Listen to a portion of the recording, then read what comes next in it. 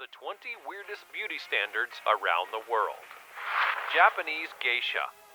According to official stuff, a geisha is a female Japanese performance artist. These women are usually hired to provide the entertainment at traditional tea houses and other social events. They sing, they dance, they host a tea ceremony and serve stuff, like a very specifically attired waitress. But geishas are known for their instantly recognizable appearances. They wear extreme makeup of startling white foundation on their faces, a distinct red lipstick, black eyeliner, and a heavy, defined eyebrow. Next, they have an elaborate hairstyle involving a complicated top knot, which is adorned with various hairpins and ornamentation. Then, of course, there's the kimono. Geishas wear traditional Japanese clothing with shorter sleeves and a small obi sash. They also sport those sandals, which give them the characteristic shuffling sort of walk. All of these things are imbued with enormous meaning, and they each carry a weight of tradition. In fact, only a fully fledged geisha may actually wear the clothing and makeup of a geisha, and the ones in training,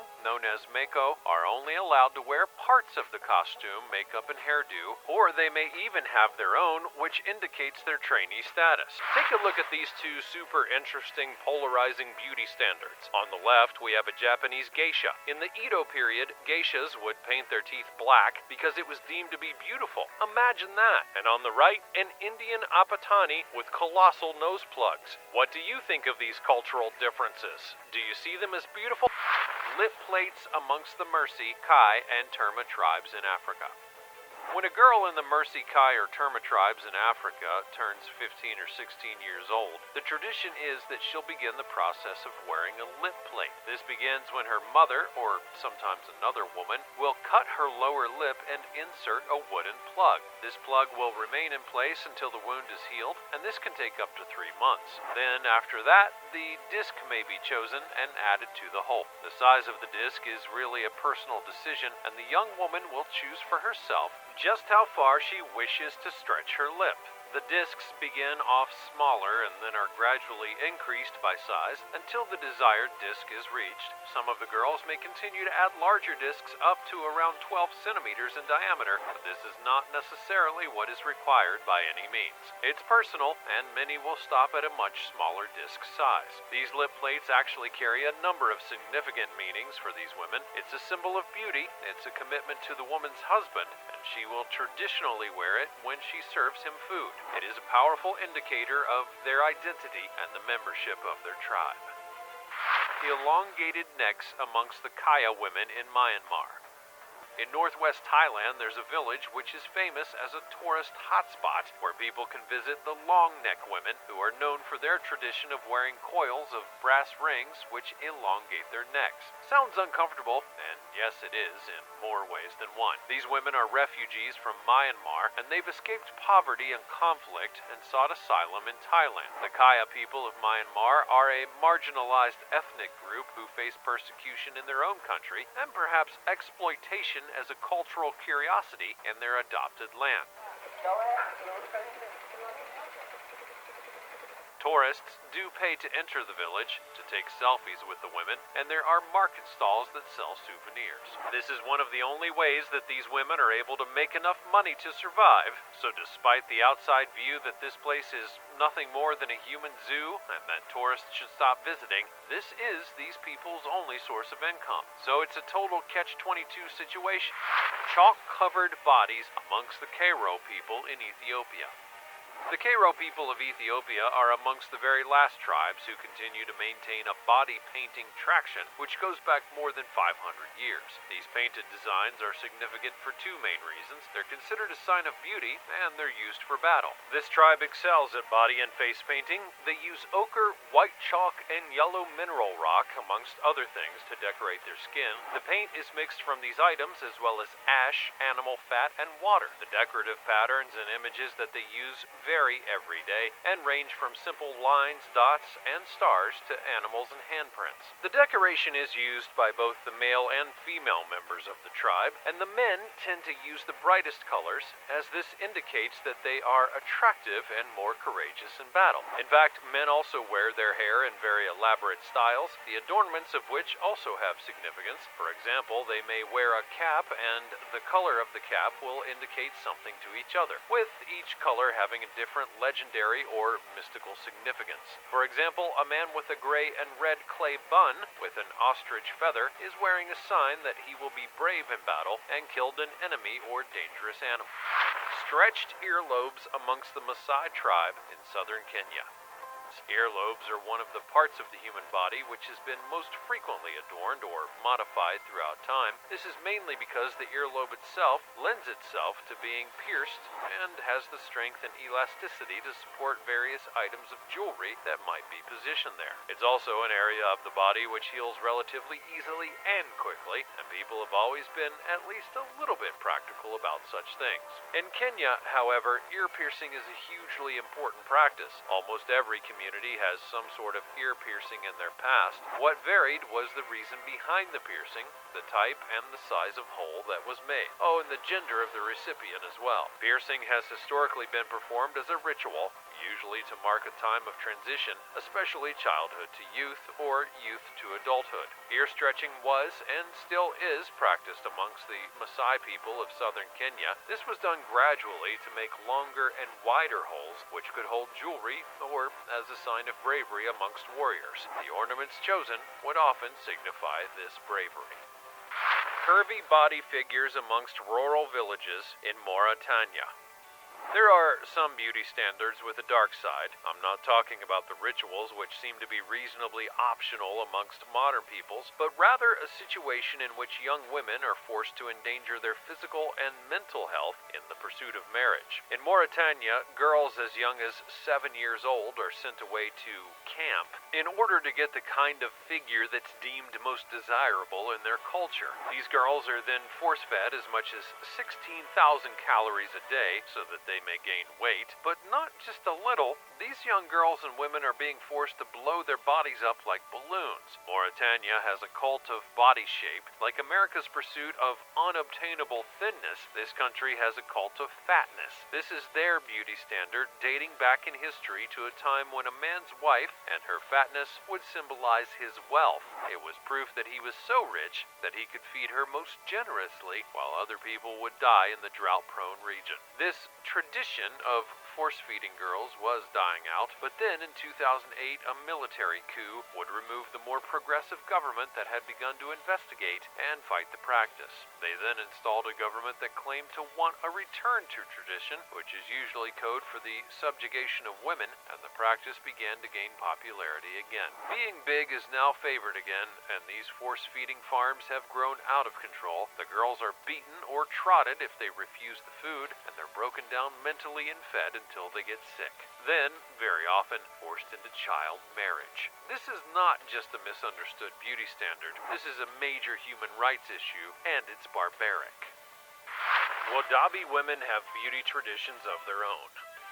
In Niger, there's a traditional beauty contest in which the men dress up and the women will then judge them and choose the winners. It sounds like a refreshing change, but in fairness, it's equally as irksome in many ways as any reverse beauty contest anywhere in the world. These items and colors that the men wear may have deeper meanings, but it is the judging and required standards that just highlights the trouble with categorizing people, any people, by such exacting standards. The men are judged on their height, how slim they are, the symmetry of their face, and if they have good teeth. These things are not exactly any different from the sorts of things that Western beauty standards use to judge and categorize people, but the men do paint their faces and adorn their heads and dance for hours in order to impress the judges. The clouds used are symbolic. This is a traditional ceremony after all, but the judging feels all too familiar and equally awkward, to be honest. Yabe double tooth in Japan. In Japan, there's apparently a type of tooth that's considered to be a sign of youth and beauty. Known as the double tooth, This is when the teeth, especially the upper canines, have an especially fang-like appearance. It's often manifested as an overlapping or protruding tooth, which may sit higher up in the gum than any others. In fact, this particular idiosyncrasy of Japan aesthetic gained extra attention back in 2013 when a trend began to have this look augmented. That's right, whereas in America people do everything in their power and wallets to avoid a dreaded wonky tooth, in Japan they were actually paying to have this crooked tooth put in on purpose. Yes, in Japan, imperfections are seen as beautiful, so much so that the young women wanted a cap put in their teeth to give them a less straight line. This is kind of extreme, but it makes you think now, doesn't it? Sometimes being different and not looking like a uniform Barbie doll is seen as beautiful. Perhaps celebrating our so-called imperfections could be the future of beauty standard. The red beauty miracle of the Himba people. The women of the Himba tribe in Namibia are bright red.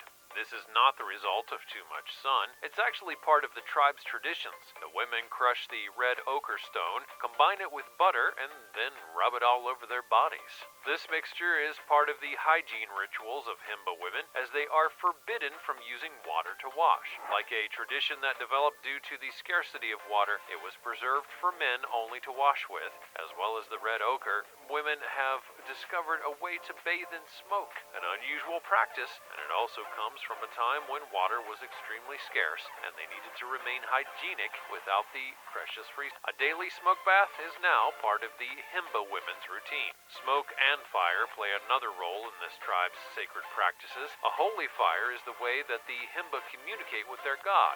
In every village, a holy fire burns at all times, and this fire is also the gateway to the village. Outsiders may not cross the holy line unless they have been invited into the village. Holy smoke. The Cairo tribe, body painting and scarification. Anyways, as well as painting their bodies with beautiful and elaborate designs, this tribe also sometimes takes things a little bit further. Well, much further actually, by permanently scarring their bodies in decorative ways. Although body painting is a huge part of the tribe's tradition, so is the use of scarification. The men in the tribe will inflict lacerations and cuts on their skin, which will then heal and produce scars. These are considered to be signs of courage amongst the people. The scarification on a man's chest is actually rather symbolic. It indicates that he has killed enemies from other tribes and shows that he is highly respected in his own tribe. Apparently, each line on a man's chest represents an enemy that he has slain. Tattooed lips and faces amongst the Maori tribe in New Zealand.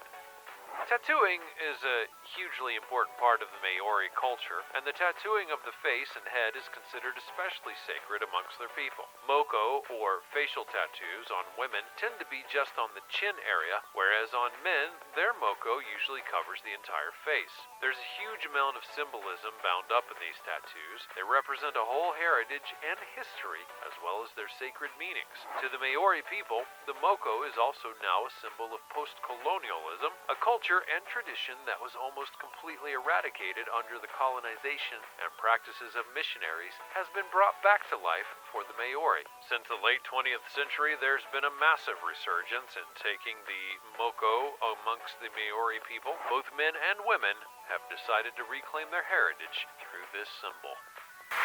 No surgery in Iran. In Iran, women must wear the hijab.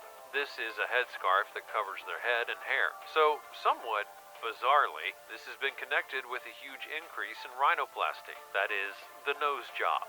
According to some media interpretations of the trend, the wearing of the hijab has led many women to seek and make a fashion statement in other ways, and apparently this means that they are, rather dramatically, adjusting their noses with plastic surgery. While there is evidence of an increase in the use of plastic surgery, on faces in particular, it's tricky to establish exactly what causes it. Iran may now be called the nose job capital of the world, but Iranian women are subject to as many pressures and beauty standards as any woman anywhere else. The alteration of noses on a large scale may simply be indicative of that beauty standard from the more wide world, affecting the way that women see themselves here like everywhere else. Tooth filing ceremony in Bali, Indonesia. Between the ages of 6 years old and 18 years old, girls in Bali may undergo a ritual in which they have their teeth filed.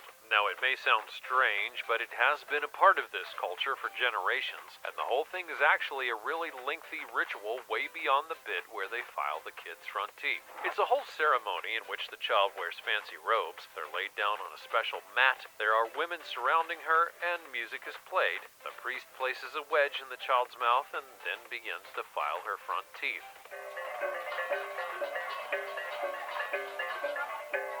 They apparently modify the two upper canines, mostly for reasons of beautification. After this part of the ceremony, the child will then be isolated at home for 3 days, and then they must eat special foods with 6 different tastes: sweet, salty, spicy, bitter, sour, and burnt. And then, apparently, they're good to go for life. Fair-skinned Korean.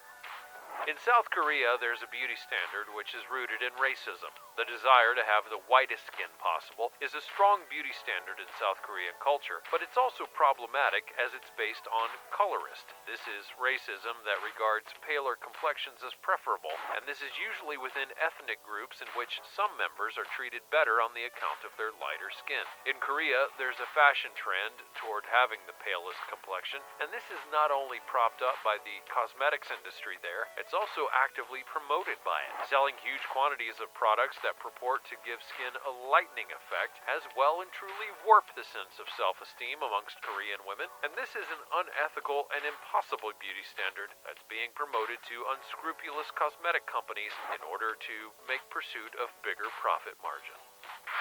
Bodhi tribe's fattest man considered to be the hottest. Apparently, in the Bodhi tribe in Ethiopia, the men are in competition to grow the biggest belly of them all. In many parts of the world, we're constantly being bombarded with garbage advertisements for useless tips to lose belly fat, but for the men of this tribe, their goal is quite the opposite. Once a year, the men who participate come together to show off their big bellies. They spend a lot of time working on growing that gut as well.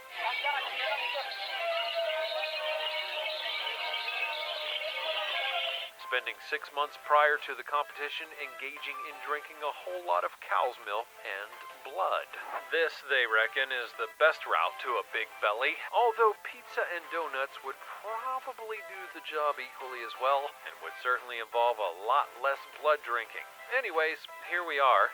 Tradition here determines that a man with a big belly is more attractive, and the man with the biggest wins the respect of his tribe. Chinese foot binding.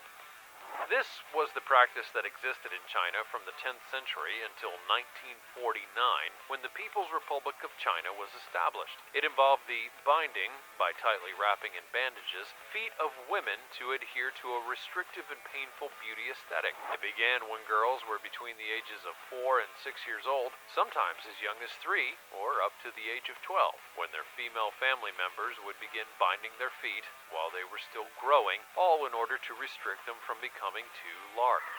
The ideal length at the time was considered to be just 3 inches long. It was a brutal and dangerous practice, and the girl's feet would grow deformed. It could even cause paralysis, gangrene, and ulceration. And if it became infected, girls could even die from the foot binding. The binding, which began when she was a child, would then be continued for the rest of the girl's life. Lip perforation in the Zoe tribe. The Zoe are an isolated tribe living deep within the Amazon rainforest of Brazil, and these people only first had any sustained contact with the outside world when a group of meddlesome missionaries built a base on their land in 1987. Since then, there have been laws passed, and the tribe has been officially recognized by the Brazilian government, and their land has been restricted to outsiders in order to prevent the spread of diseases like flu and the measles, which could be deadly to this tribe all wear a specific adornment on their lip, known as the ember pot. The long wooden plug is inserted through the lower lip of all the tribespeople. The practice begins when children are between the ages of 7 and 9 years old, and as they grow, larger plugs then replace the smaller ones. This is a ritual associated with their ancestors and has been passed down through generations as a rite of passage. Dasanak tribe turns trash into beautiful jewelry. The Dasanok tribe of Ethiopia use stuff that they found lying about, stuff that they've scavenged in order to create beautiful and unique headdresses. While recycling is currently very much in vogue, this sort of thing is something that the shabby old tabloids just love to get a hold of and crank out as a story, apparently.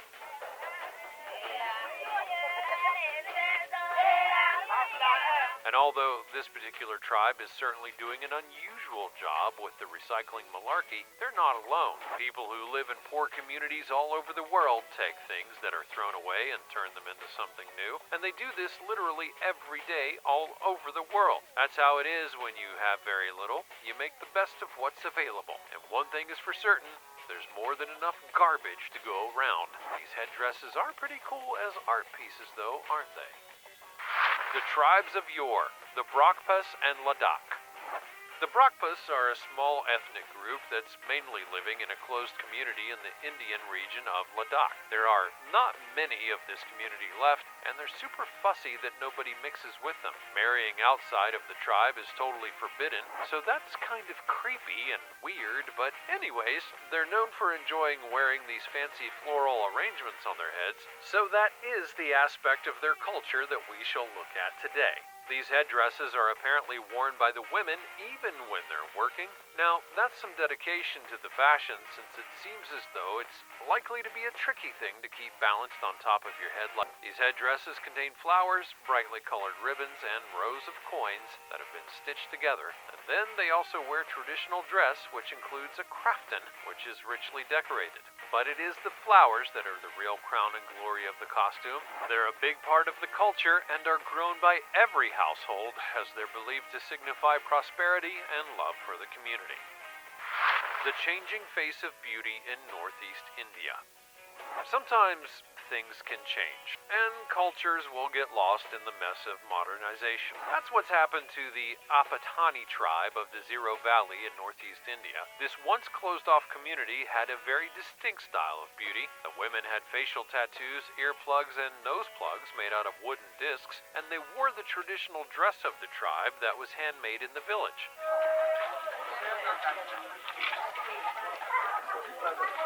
But then things began to change, and nowadays only the very oldest remaining members of this tribe will still bear the marks of their once proud ancestors of beauty and identity. The elderly women who still wear the tattoo and nose plugs lament the shift in fashion amongst the younger generations, saying that their young women no longer look like Apatani women. They have shunned the beauty standards of the past and now wear Indian clothes, no longer having the tattoos and piercings of their culture. They say that the young Apatani look like they could be from any other tribe, and it's a sad situation for the older generations. But should beauty standards be dictated by history, or is there perhaps some room for change?